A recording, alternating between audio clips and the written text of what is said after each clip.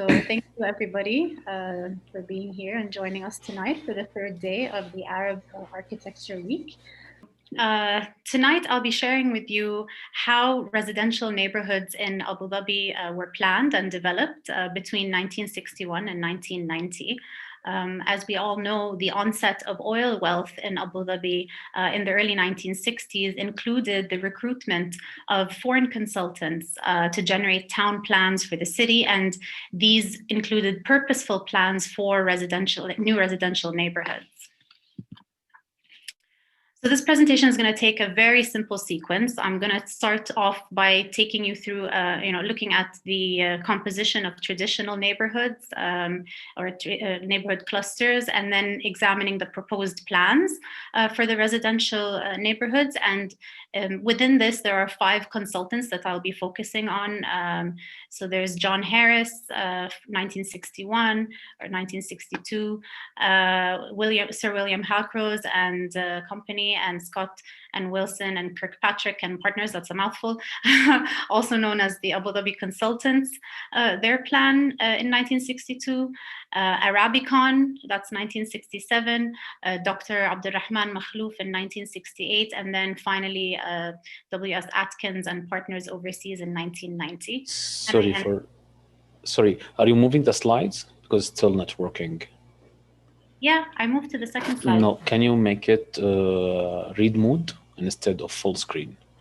I am on read mode. Now it's working. Can you try a few pages? Yeah. Yes, it's working. Thank you. Yeah, no problem. Thanks for letting me know. Okay, so now we really begin.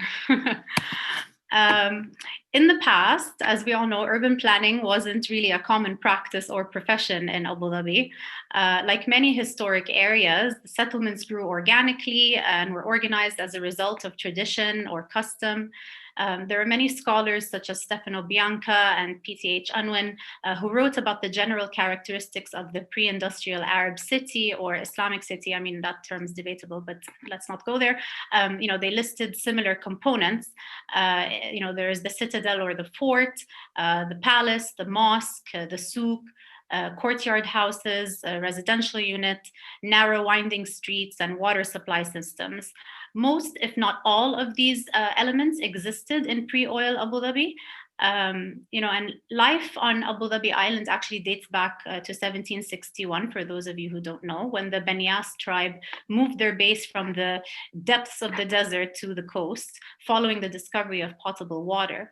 And for 2 centuries, this coastal village, which was the settlement was mainly along the northern part of the island, maintained relatively the same composition with nothing more than the ruler's palace, and his rectangular fort, several houses spread along the seashore, a mosque, a police station, and a souk. According to a mapping exercise conducted by John Harris, one of Abu Dhabi's early town planners, and later adopted by Dr. Abdurrahman Makhlouf, this is Abdurrahman's drawing is the one that's shown on the screen right now. The residential areas were split by hara or frij, which are tribally distinct quarters or housing complexes accommodating extended lineage groups separated from each other by empty spaces of sand or beach. And such areas were inhabited by members of the same tribe or sub-tribe, and extended families in the settlement kept a little distance from other families around them. This is a really old photo, which is why it's so fuzzy. But typically it just shows that an extended family lived in a household, that typically lived in a household with a rectangular fenced compound that included a courtyard. And the division of each frij was side by side, facing north to draw in the cool shamal or northern winds and to protect against sunlight.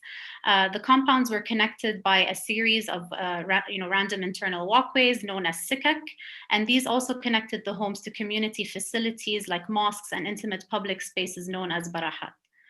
None of the rooms of the house or the courtyard walls had windows at eye level to the outside. There was usually a curtain the curtain wall opposite the rear door to guard against people seeing into the yard when the door was opened. and nearly all the buildings were made of arish, which used palm trunks and palm branches for the frame, walls, roof.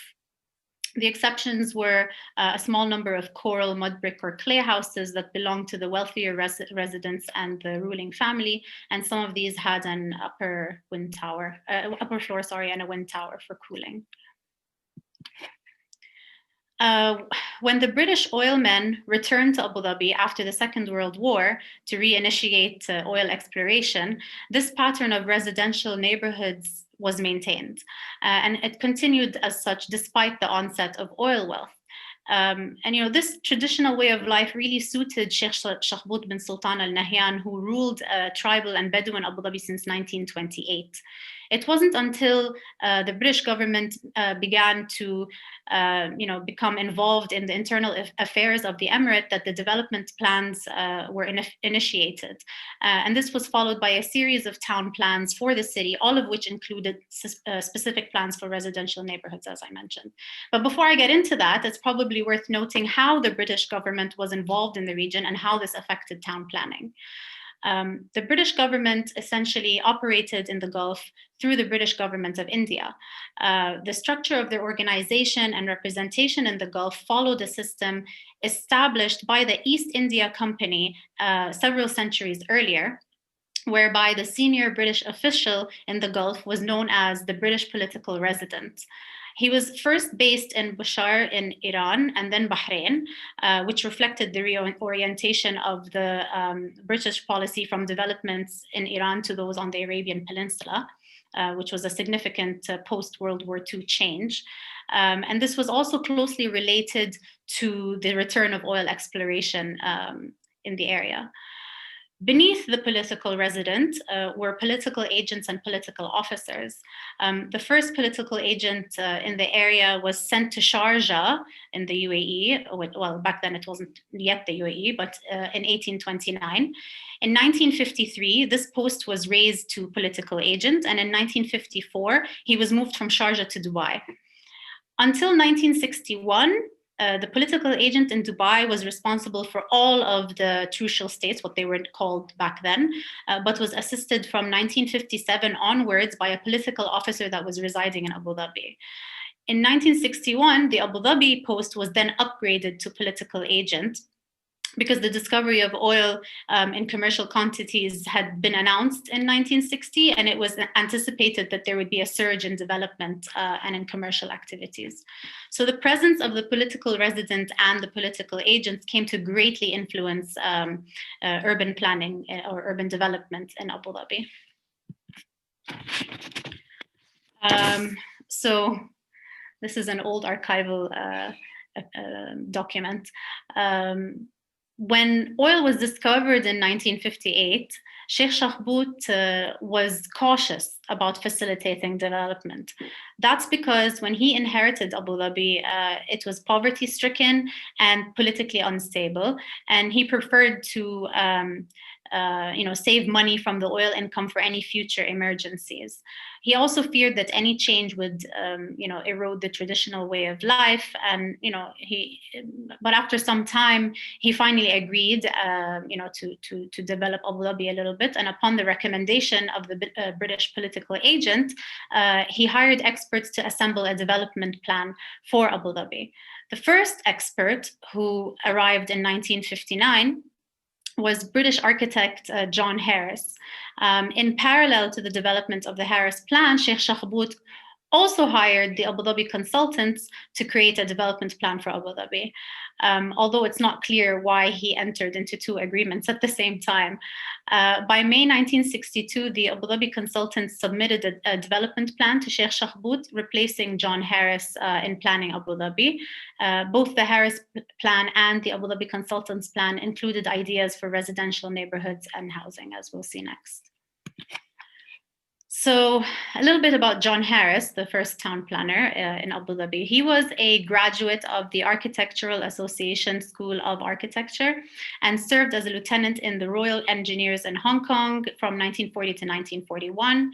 He was also a prisoner of war from 1941 to 1945, and he founded John R. Harris Architects in London and designed several hotels, hospitals, and department stores around the UK, as well as some large projects in Oman, Qatar, and Kuwait. His fortunate contact with the British political agent in Dubai, Donald Howley at the time, while Howley was on holiday in England, led to Harris's first trip to Dubai to meet Sheikh Rashid Al Maktoum, who then hired him as Dubai's first town planner. In 1959, Harris went to visit Abu Dhabi and to meet with Sheikh Shakhbout. And during the meeting, Sheikh Shakhbout also asked Harris to prepare a preliminary plan for the town of Abu Dhabi. So this was Harris's residential unit drawing. It included different housing configurations, which were to gradually replace the traditional Arish and mud brick homes. He suggested that the plots would be allocated to new residents and to those whose homes were demolished by the road construction, and that the government should require house owners to provide parking within their house boundaries. Like, can you imagine now we're thinking about cars, you know, back then there weren't really cars. His plan also considered the provision of small grocery stores to serve neighborhood residents, and within the neighborhood, he recommended a maximum road width of 30 feet, which is approximately 9 meters. For him, the proposed housing units would help to establish a style for the future development of the town. And considering that Harris was primarily an architect, it's not surprising that his plan emphasized the value of architectural style in contributing to a city's identity.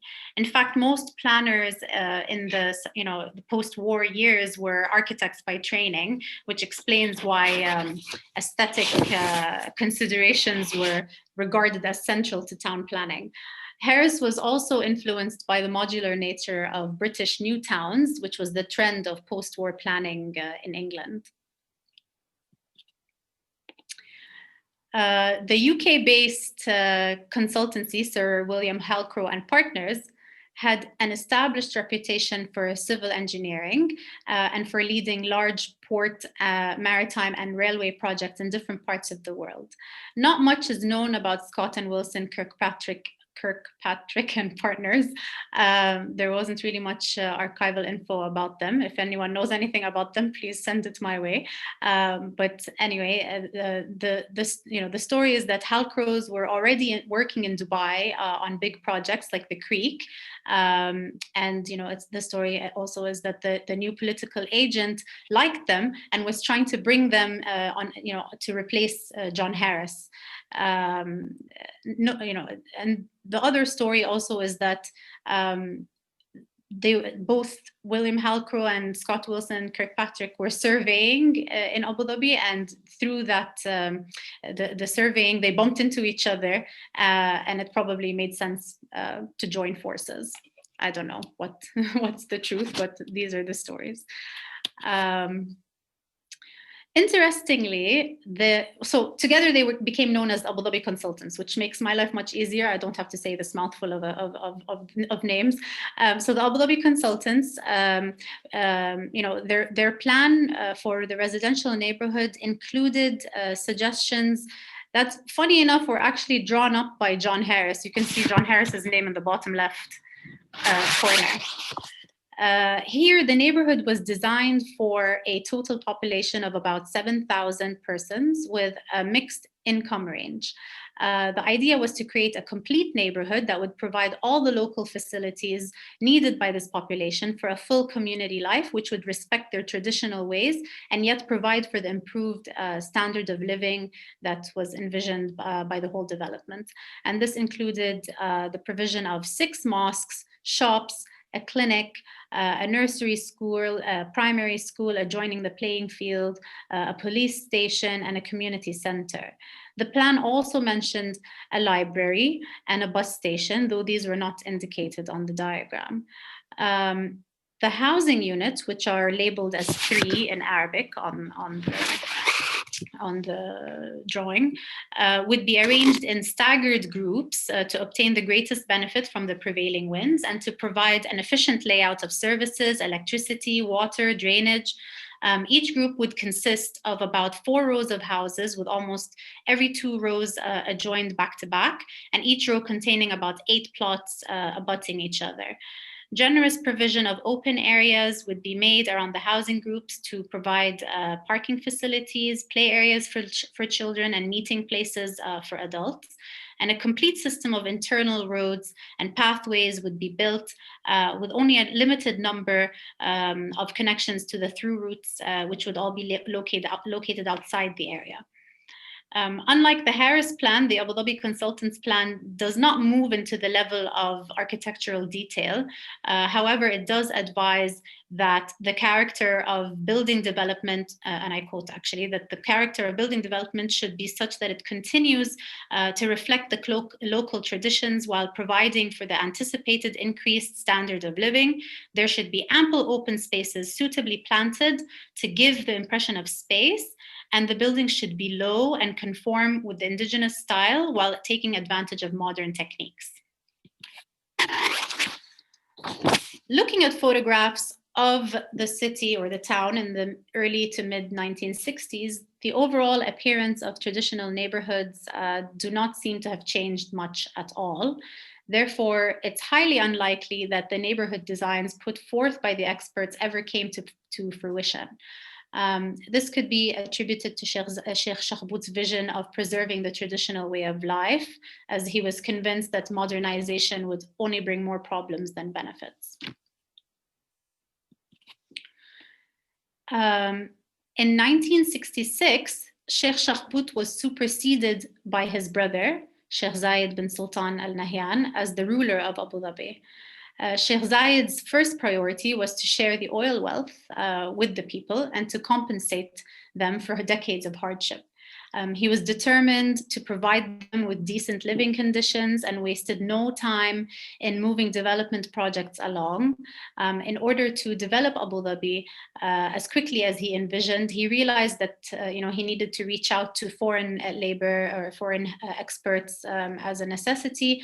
And in the first 2 years of his rule, he actually engaged Arabicon, which was a civil engineering and later and also an architectural and town planning company that was established by a group of British men to lay out a town plan for Abu Dhabi. Notably, in 1968, when Britain announced its withdrawal from the region, Sheikh Zayed demonstrated remarkable political acumen by developing public housing free of charge to Abu Dhabians in an effort to build the nation and to boost population numbers. He wanted to encourage the regional nomadic tribes to settle, and this fell in line with his belief in social development. He was confident that giving a home to a poor Bedouin family would have a number of benefits in the long run, because once the Bedouin family was urbanized or comfortable, then they would be able to contribute productively to society and to the growth and development of the Emirate. So, as I mentioned, the British consortium Arabicon had already been working on the planning of Abu Dhabi's main roads and street lanes when Sheikh Zayed became ruler. And Sheikh Zayed worked closely with their main town planner or architect, John Elliott, to realize his vision and to develop a standard housing unit or Beit Shabi or national house. This actually is a one-of-a-kind video of an interview conducted by Anne Wimsatt. She's an American architect who so graciously provided me with all of her interviews and material that she collected, through her email exchanges and conversations with John Elliott, sadly before he passed away. And she was extremely keen on making sure that this information was published, and she just handed over the information. And then very recently, as you can see on the tag of the video, which is just this year, she finally compiled this video. So for anyone who's interested, you can find it on YouTube and maybe get a glimpse into his role in Abu Dhabi at that time. So anyway, back to John Elliott, some background on him. He was also a graduate of the Architecture Association, and he also attended the Technical University in Helsinki to study the influence of wood across the design disciplines. His time in university was followed by 3 years of work in Ralph Erskine's office in Stockholm, where Elliott practiced some town planning. And his planning philosophy was mostly influenced by his experiences in Finland and Sweden. And he believed in the progressive and social concepts of what he called people-empowered town planning.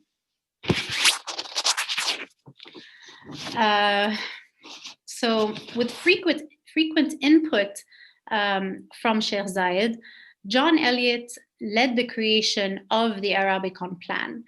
And there are reports that the selected plan was in part based on the 1962 Abu Dhabi consultants plan, but John Elliott actually had told Anne Wimsatt that he hadn't heard of their plan and that he was under the impression that he was starting from scratch.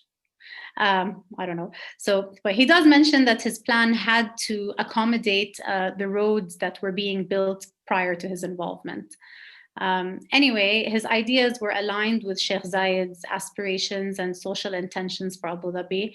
And probably, I would say, the crown feature of his plans was the design of the multi-use super blocks, which we all identify with Abu Dhabi now. And these were designed with inner landscaped courtyards, with residential neighborhoods in the super blocks being centered around mosques and incorporating mixed uses and mixed income households. Eventually, all town planning activities, as well as the Arabicon staff, moved to the Abu Dhabi municipality. When the Egyptian planner Abdurrahman Makhlouf took over planning Abu Dhabi in 1968, followed by a brief stint by Japanese planner Katsuhiko Takahashi, I'm sorry if I butchered his name, the national housing trend continued and the residential neighborhood development continued.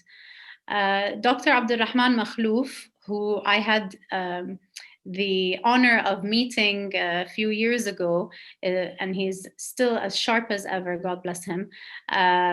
He studied urban planning in Cairo and Germany and was strongly influenced by Aristotle's ideas that the ideal state ought to be arranged to maximize the happiness of its citizens. Like Sheikh Zayed, Makhlouf believed that planning was a social mission, and having written his PhD thesis on the theory of the neighborhood unit, Makhlouf's ideas were shaped by the German and American roots in the neighborhood unit theory, as well as by the British new towns. These drawings were provided to me by Dr. Makhlouf himself. The scan is not so great, but hopefully you can get a sense of the residential unit. Coupling this, understanding that he had from Germany and the American neighborhood unit with his interpretation of the rights of the neighbors in Islam, Dr. Makhlouf developed plans for a residential community unit with the aim to achieve social cohesion between inhabitants. The purpose of the plan was, according to him, to fill Abu Dhabi's grid with housing. Each unit has seven houses clustered together with some space between them, and another collection of houses. The units are equipped with mosques and services and schools, and there is a meeting point for the neighbors to gather after evening prayers. So after, Makhlouf, he served as Abu Dhabi's chief town planner until 1976, following which planning took place in a very piecemeal fashion. In 1988, when suddenly development was on the rise again, there was a need to properly manage growth. And therefore, W.S. Atkins and partners overseas was commissioned to produce a comprehensive development plan for Abu Dhabi. Also some background about Atkins. Sir William Atkins, who was knighted actually in 1976, established the company in London in 1938, which grew from his contracting company, London Ferro Concrete. In his early years, the company specialized in civil and structural engineering design, and following the Second World War, the company added planning, architecture, project management, and engineering sciences to its list of services. You might actually know more of Atkins just as the architects of Burj Al Arab. They're the ones that put that landmark in Dubai. So after a string of challenging and successful projects in the UK, Atkins took its expertise overseas, and the master planning of Abu Dhabi was actually the company's first undertaking in planning. Atkins spent a few years on the formulation of the plan, pausing during the first Gulf War, and finally issuing a 9-volume set of reports, plans, and policy recommendations in 1991. The books actually are green, the covers, they're really beautiful, the whole set. Somehow I managed to get the color not to look so green on the screen to match my style. But if anyone gets a chance to go through them, they are extremely sophisticated, full of information. And I'm just extracting a small part of it that's relevant to this talk. Within their comprehensive development plan or master directive plan for Abu Dhabi, which covered the period 1990 to 2010, they had a proposed community structure, which was based on a 3-tier hierarchy: district, neighborhood, and local housing clusters. The size of a district is governed by the catchment population required to support certain community facilities, such as secondary and intermediate schools and other social and public services, which, and containing community that ranges from 24,000 to 32,000 people. Each district is composed of 3 or 4 neighborhoods of 6,000 to 8,000 residents, with each neighborhood supporting primary schools, a local mosque, a number of shops, and a local park. Neighborhoods are further divided into local groups of housing, accommodating 1,000 to 2,000 people, and are served by a local mosque, local open space, and a local shop. Typical neighborhoods were defined by distributor roads and serviced by a limited number of entrances. Distributor roads linked, they link to other distributor roads, and they provide the basic structure of the neighborhood, while local and access roads provide direct access to individual plots. There's a mix of national, both private villas and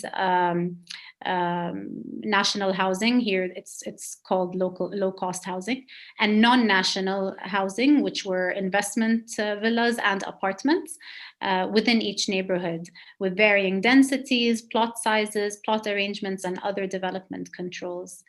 It's actually important to note that while most of the older plans of residential neighborhoods in Abu Dhabi were focused on national housing, the Atkins plan, I would say, was the first to be clear about the integration of the various types of housing, national and non-national, in a typical neighborhood layout. And perhaps this was in line with the surge of non-nationals moving to live and work in Abu Dhabi after the mid-1970s. And actually, this is the note that I want to end on. Since the 1970s, and maybe a bit before that, Sheikh Zayed, as I mentioned earlier, he had long begun the tradition of giving every Abu Dhabian plots of land for residential, commercial, industrial, or agricultural use. Abu Dhabians could apply for any of these through the Abu Dhabi municipality. And by 1980, there was a Department of Social Services and Commercial Buildings, which shared some of the responsibility. In particular, the Social Services Directorate within this department received applications for national housing and took charge of the allocation of units, while the Commercial Buildings Directorate was in charge of assisting Abu Dhabians with what were then called investment residential and commercial buildings, which were built and owned by nationals and then usually leased or rented out to non-nationals. This department no longer exists, by the way. By the early 1990s, distinctive parts of the urban area were dominated by nationals and others were dominated by non-nationals. And within the national areas, there was a clear distinction between higher income developments on private residential plots and public or national housing. And within the non-national areas, there was a clear distinction between family housing areas and communal housing areas, with the latter generally occupying older public housing areas. There was also a trend towards redeveloping older public housing areas and relocating national housing off of the island. For example, starting in 1976, most national housing developments were located on the mainland. So this is Abu Dhabi Island, for those of you that don't know, and then you cross over and then suddenly that's all the mainland. So starting in 1976, and this image is from the 90s, most of the national housing started to be placed on the mainland. So as you can see, there were many ideas for residential neighborhoods in Abu Dhabi.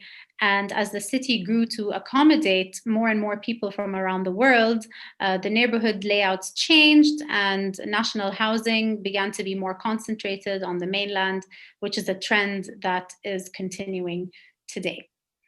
Thank you very much for your attention, and I'm done with my presentation. I'll leave the floor open for questions.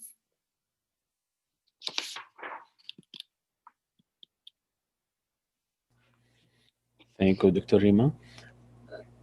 Yes, Dr. Al-Amira, thank you. We will wait for anyone who have questions to send it now.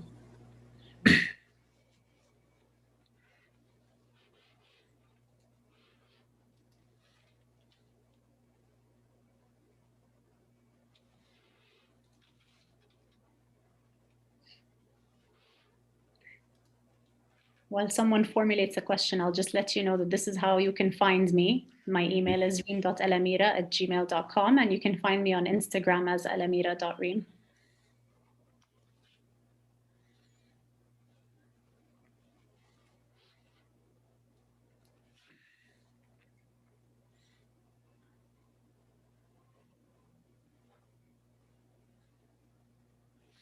We still have about 9 minutes, but we can wait if anyone have questions. So no problem. I didn't expect to finish this fast. I was worried I was going to go over time.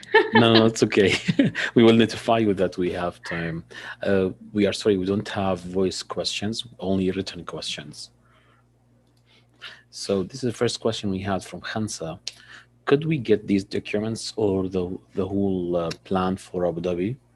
I think this is a part of your book, right? Yes, they're available in my book. I can share a link if you like. If you can write it down. Yeah, I'd have to look for it and copy paste the link. But you can easily find it on Amazon or on the Routledge. I'll just type Routledge in the chat box, but for some reason I'm not being able to access the chat. Hold on, where am I?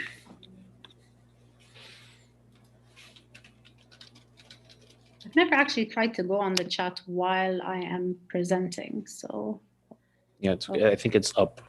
Yeah, there we go. So Routledge. Oh, that's not right.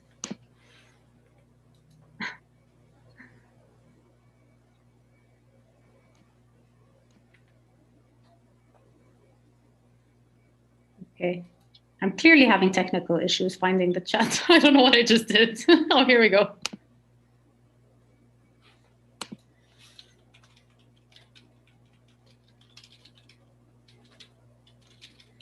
How can I make طيب إذا في أحد عنده أسئلة يا ريت ترسلوا لنا إياها الآن.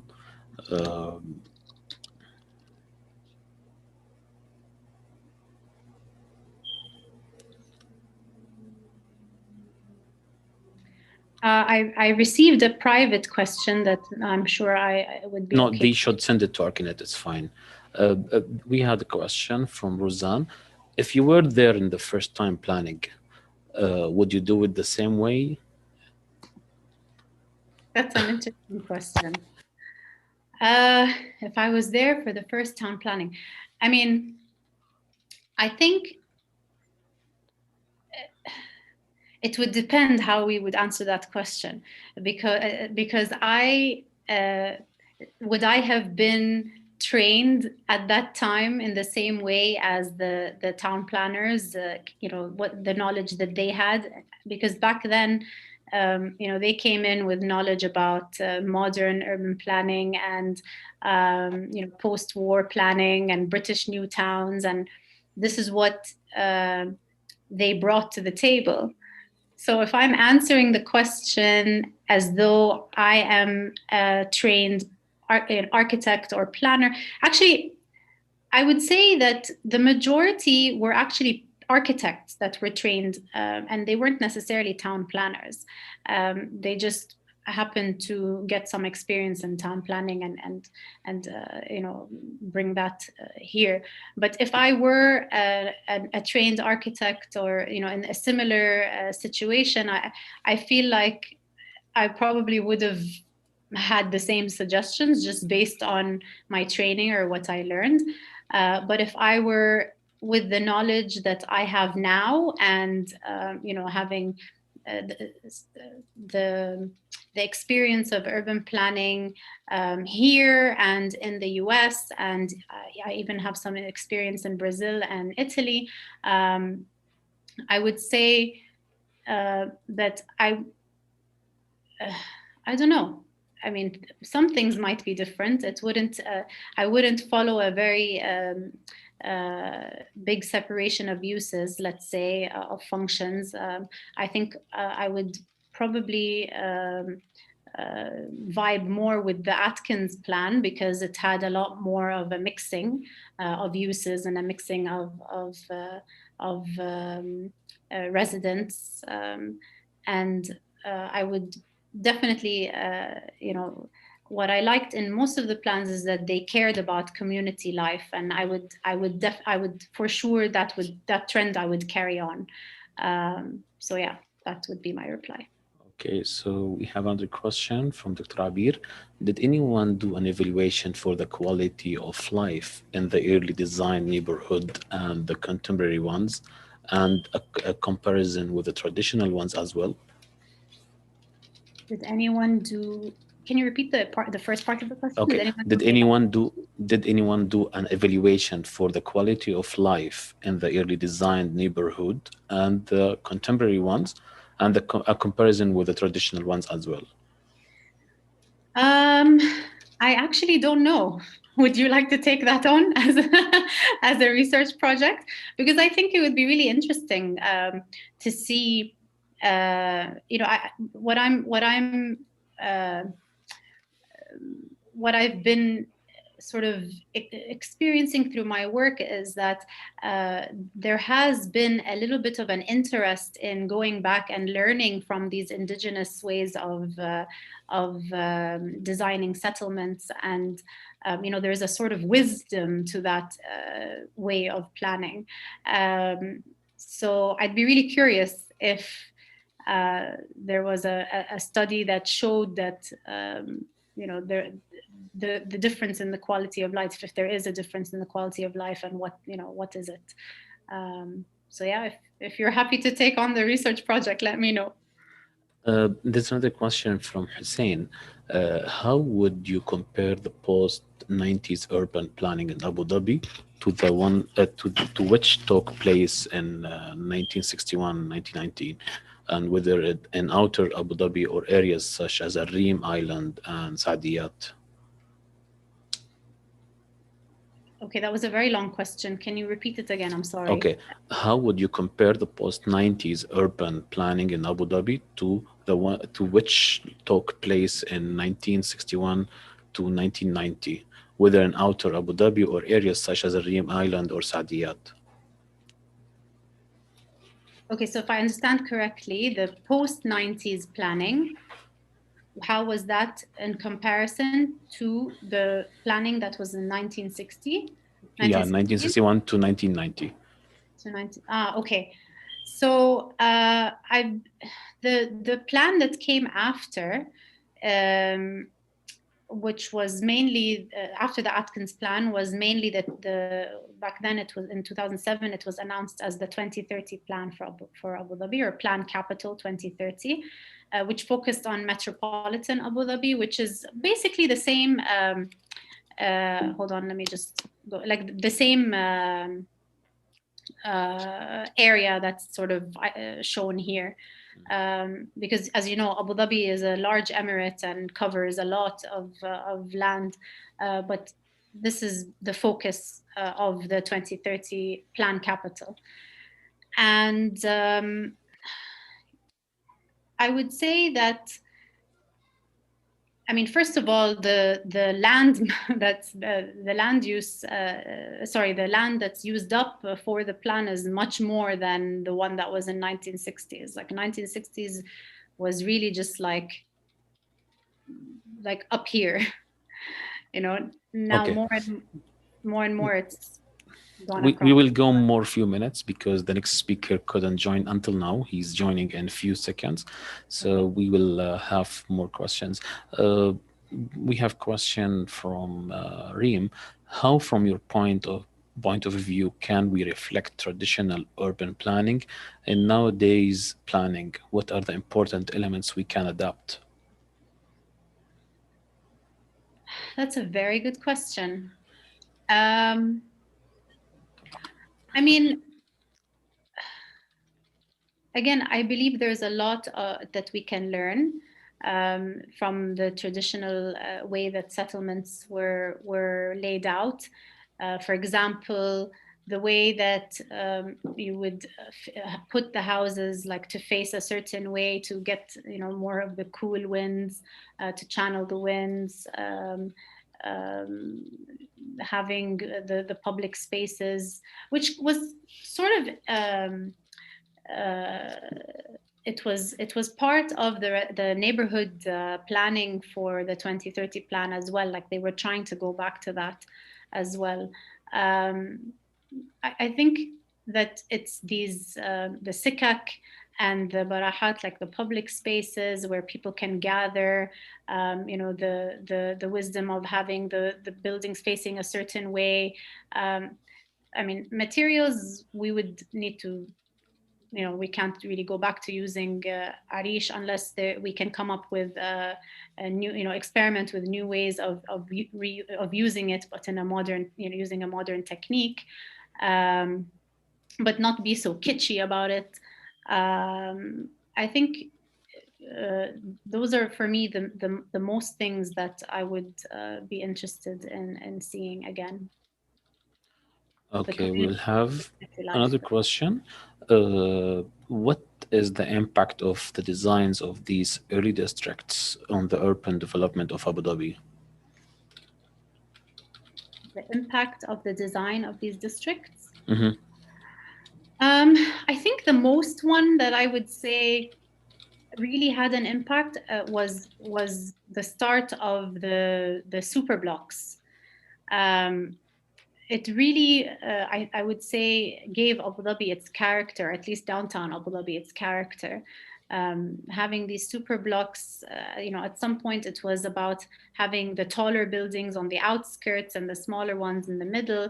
Originally, they were supposed to be like empty, like public spaces in the middle, but over time these got filled with cars. I feel like it had an impact in terms of also the pedestrian activity, and it was much more conducive to cars. And I think this is something that is trying to be retrofitted right now to allow for more of a public realm, public pedestrian life, and biking and walking.